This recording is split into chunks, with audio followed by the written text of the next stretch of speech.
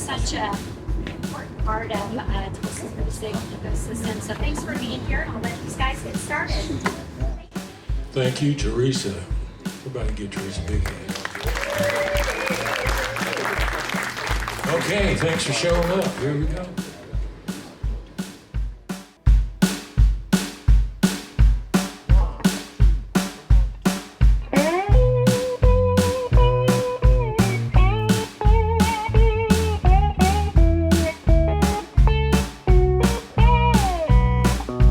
Bumblebee, bumblebee,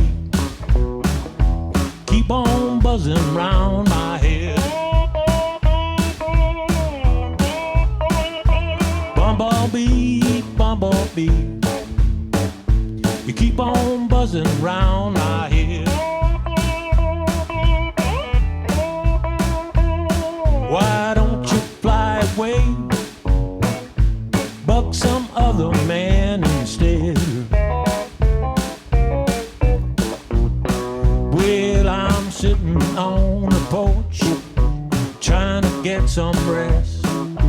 Here you come around, you ain't nothing but a pest. Bumblebee, bumblebee, keep on buzzing round my head. Why don't you fly away, buck some other man instead?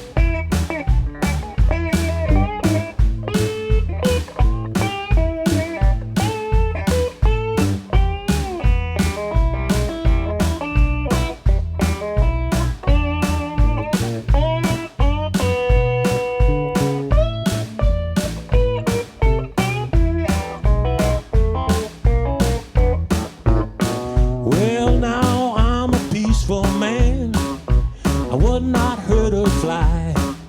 But if it don't go away, then you gonna die. Bumblebee, bumblebee, you keep on buzzing round my head. Why don't you fly away, buck some other man instead?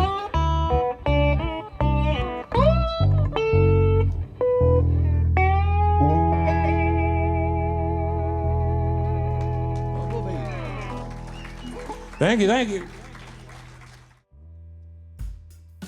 Hey, everybody. We're here today with the Tulsa Tempo podcast at the church studio in Tulsa, Oklahoma.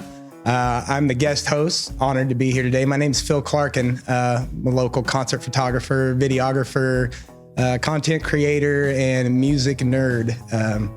I'm really into the Tulsa music history, so I'm honored today to be with two of the forefathers of the Tulsa sound, guys who were around from the beginning. Casey Van Beek, Charles Tuberville.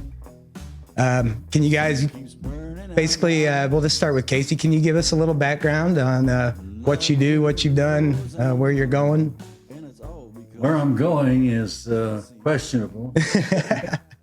I came out here from LA because one of my best friends, Don Preston, who played with Leon in the original Shelter People band, had a project going, and he wanted me to come out and help him out with that project of his that he was recording here at the studio, which was like 1973. So I did that, and I went back home, and then about a couple of years later, I came out and stayed for good. Don and I toured around a little bit, and and nothing that became of that really. So he went back to L.A. and he's still there, and I stayed right here. I liked it so much, it was pretty countrified in those days. There wasn't hardly anything south of like 61st Street. And so, you know how it is now. It's like everything's paved in and everything. But yeah, I really like that. You could get out of town in 5 minutes and be in rural kind of settings. So yeah, I really enjoyed that. So you were here at the church studio, what year, 73, 74? Yeah. Cutting tracks with Don Preston here in the studio, actually. Right. Well, that's incredible. Awesome. And then you went on from there and played with a few different folks over the years. Yeah. When I was out in L.A., of course, we played with all kinds of people. I used to play at a young adult nightclub. It's called the Cinnamon Cinder. And it was owned by Bob Eubanks. And he had partners and everything. And we played in Long Beach and played there for years, like 5 years. And they would have a guest artist every Wednesday, as I remember. And we would be the backup band. So we got to play with just about everybody who had a hit record in those days, which is really quite a way to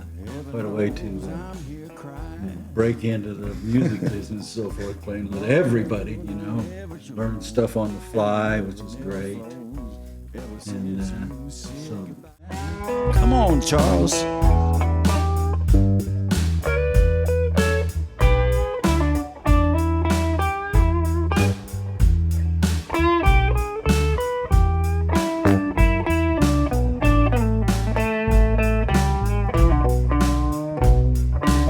One more.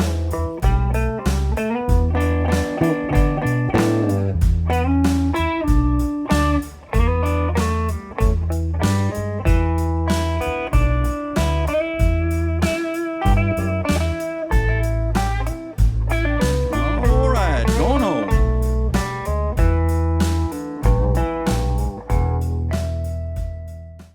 and I wished I would have had been a photographer or something like that, and then had all that stuff. Because everybody was there. I actually played with Ike and Tina Turner. And I was a kid. I was, in my early 20s. And Roger Miller was there. Glenn Campbell was there. Everybody, pretty much. I can't even think of them. But that was quite a way to get dubbed into the music scene. Absolutely.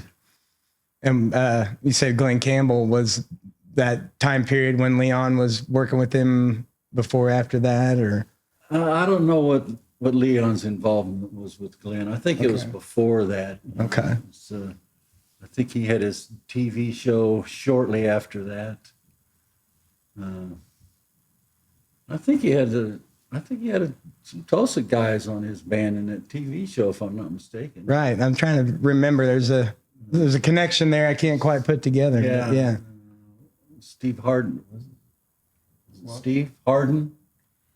Harden was probably out there. You're probably talking about Shindig, right? No, he was in the Glenn Campbell band. Harden was.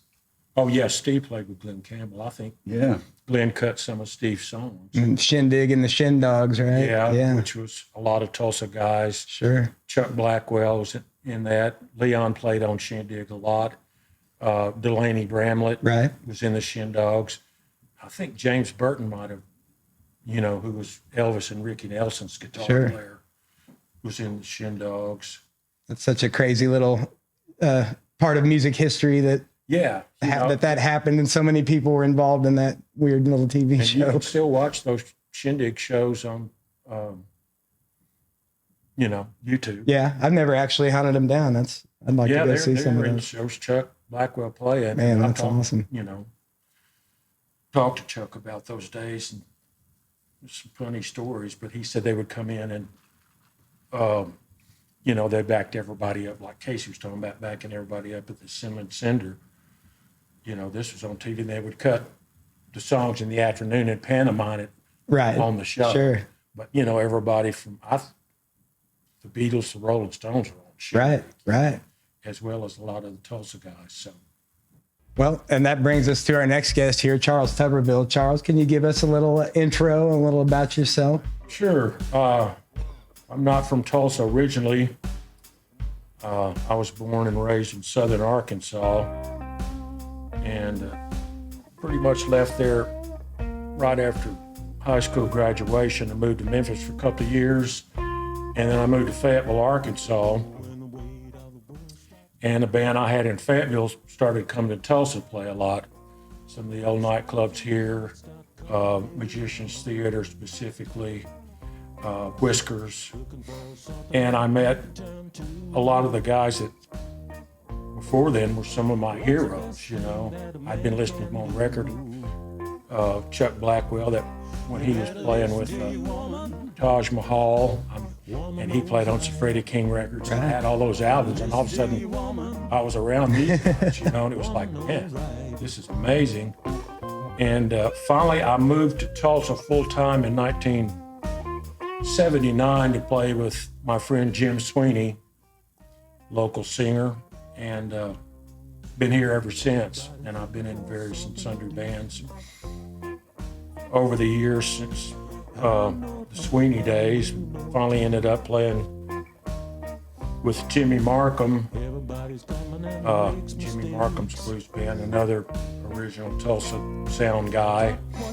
And then when Markham passed, I forget how many years ago it is now, Casey and I formed this little duo that we played here today, and we've been doing it ever since. So. And you guys normally just do it as a duo with the drum machine like that? Yeah. I love that. Occasionally, depending on the venue or whatnot, but for a while there, we would play like at the Dusty Dog at 51st and Harvard, and it'd be Casey and I with the drum machine. We would sometimes bring in a special guest, you know, Sure. to sit in with us. But for the most part, we just do the duo thing. Right. I love the whole drum machine aspect with the roots of that in Tulsa and, you know, J.J. Cale using the drum machine early days. And one of the first drum machines created here in Tulsa. Yeah. Roger Lynn. Yeah. First Lynn. Right. Moses run up on the boundary. 40 days and nights he was up in the air. One woman said, don't be late. Moses' wife said, get down from there. You better listen to your woman. Woman knows right. Listen to your woman. Woman knows right. You better listen to your woman. Woman knows right. You better listen to your woman. Woman knows right.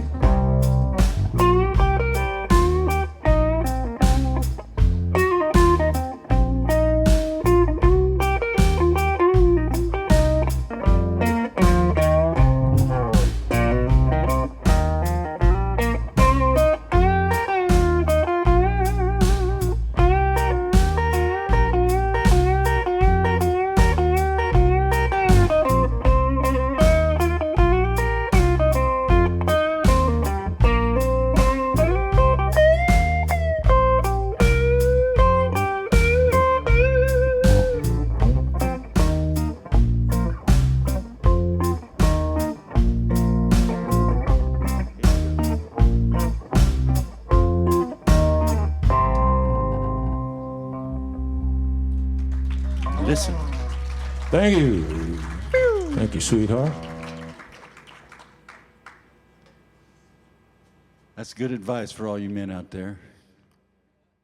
No, so I think that's really cool with you guys to continue that on because it's kind of a unique thing, but it's very Tulsa, I feel Yeah, like. tractors also use it. Really? Yeah. Yeah. And drum, yeah. Well, a lot of people don't, you know, it's always better to have a real drummer if they're good. Sure.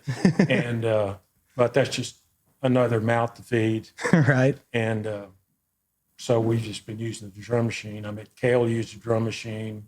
The tractors use the drum machine a lot. Jamie Eldecker told me a story once. He was recording here at the church and with Leon before he went with Eric Clapton.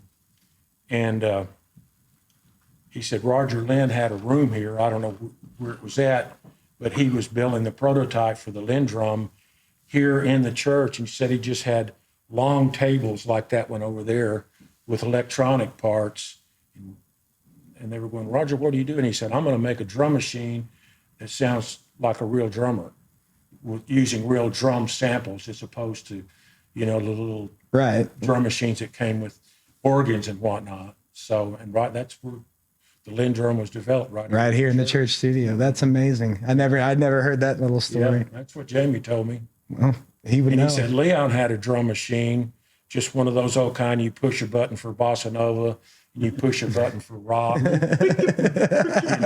they didn't sound like real drums, but he said Jamie was rehearsing with Leon. They were getting ready to go out on tour. I think it might have been around Leon and the Gap Band days. Yeah.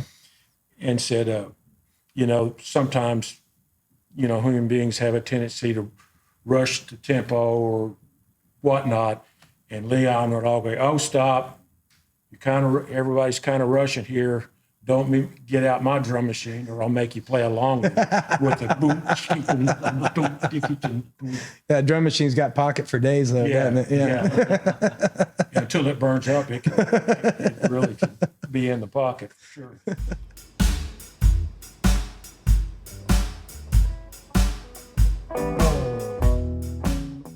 I'll ask each of you this question. I think this is a great one. We'll start with Casey. What's one of your most memorable experiences you've had while performing live, and how did it impact you as an artist? Well, I'm hard to impact, but I don't take things too serious. But our band out there in California, we did open up for the very first Rolling Stones concert in LA. Wow. So that was pretty cool. What was the band? The band was called The Vibrants. The Vibrants. That's the band we played in Eubanks' joint. Okay. So he tried to get us on all kinds of stuff, and we did. We did a Dave Clark 5, Peter and Gordon. He tried to get us on a Beatles thing at Dodger Stadium, but couldn't pull it off. Oh, man. I wish we could have done that. Yeah, that's the way it goes. He had a TV show called something Eubanks Dance Time or something like that. And we were on TV, like every other week or something for about a year or something. So, and then he had guests on and stuff, and we played with him. All right. Yeah, it was all quite a deal in those days. So, I thought, how great. The music business is just great. That Tom Skinner used to always say, be a musician and you can make hundreds of dollars. Yeah.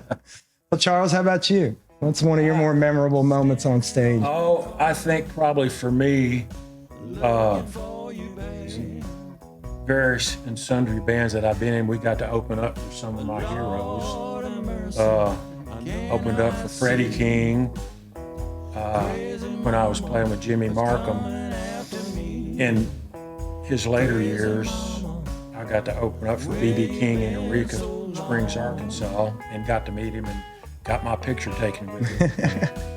And that was probably, some of the guys that I learned how to play guitar by listening to, just being around those guys. They were both real nice, nice guys, just like they didn't treat you like the warm-up band or anything. Right. Just, hey, you guys sounded good, appreciate you being on the show and stuff. So I think probably, and also got to, when I was playing with Markham, we had a band called the Caretakers, and we got to open up for Leon Russell 4 or 5 times over the years. And that was always a lot of fun. Really didn't get to, I had met Leon a few times in the clubs and stuff before then. But Leon at that point, and this was later on, probably in early 2000s, whatnot, and Leon would stay in his bus until his guy came and told him, said, okay, you're on. He would go straight from the bus to the stage and sit down and start playing. So he didn't socialize. Right.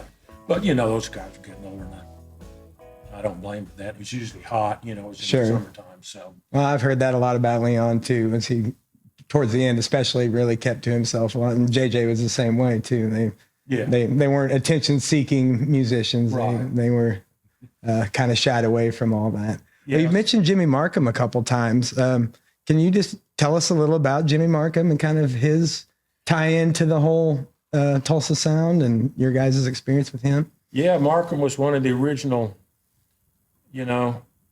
Tulsa sound guys. When Leon and Cale and all the Tulsa guys left Tulsa and went to Los Angeles, Markham was part of that deal. He went out there and, used to go to sessions with Leon when Leon was in the Wrecking Crew playing on, whoever. Everybody's album, Yeah, right? Yeah, everyone. And he recorded an album out there. He got a record deal with somebody.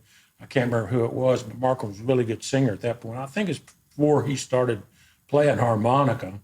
He started out as a trumpet player, and he played with the Flying Burrito Brothers, for one thing. I've heard that, yeah. And he got some kind of record deal, and on one side of it was all Chuck Berry songs, and the other side was all Bo Diddley songs. But we've never been able to track that record down. The master tapes or what, it was never released. Wasn't pressed, okay. And Markham, put in the years out there, and he finally came back to Tulsa for a little bit and then went to Nashville for like 12 years. Then he came back to Tulsa and started playing around a lot, had his nightclub, which was Paradise Club, yeah. Markham had the Paradise Club and used to bring in all the up-and-coming R&B blues guys, the Fabulous Thunderbirds played out there, Delbert McClinton. And Mark was an interesting cat. He's one of those people that just seemed to know everybody. Right. He would start telling stories, and I'm just like, you know that guy? And oh, yeah, man, me and him got drunk one night, and tore up the motel room or whatever. Yeah. But, Markham, he was quite a character, had wonderful stories and just fun to be around. Oh, he was so personable. good hang. Yeah, Yeah. he was. No, and you guys had the caretakers there for a while too, which was I felt really special thing that was going on at the time. Group of guys who were the true caretakers of the Tulsa sound, carrying that tradition forward. And at one point, Chuck Blackwell was a drummer in that band, and, it's like I said, I moved to Tulsa and got to meet some of my heroes, Chuck Blackwell being one of them. And all of a sudden, I'm in a band with him. right. That's the guy sitting right back here. And if you hear him play, you go, yeah, that's Chuck that's Blackwell. Chuck, And that's right. the reason he did what he did with Taj Mahal and Mad Dogs and Englishmen and Leon. And, it's just amazing. We wouldn't do this if it wasn't fun and we liked the music. Right. We're not getting rich from it. We like to write songs, make records, and Casey and I like to get out and play, But if it wasn't fun, I can assure you. Right. Yeah. I mean, we still get paid and all that, but it's just like, You got paid? well, I'm gonna cash the check. Everybody sing along. Crazy mama, where you been so long? Crazy mama, where you been so long? You've been hiding out, I know that's true. Crazy mama, I sure need you. Crazy mama, where you been so long?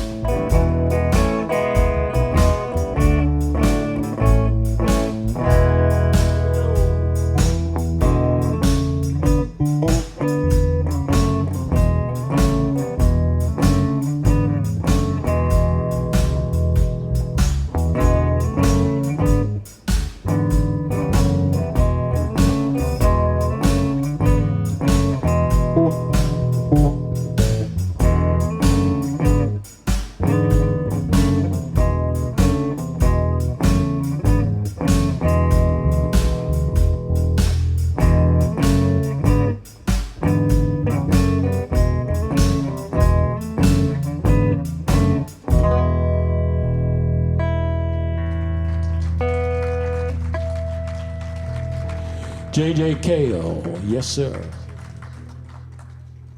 We should just do all J.J. Cale songs. That'd be fun. You know another one? No. Me neither.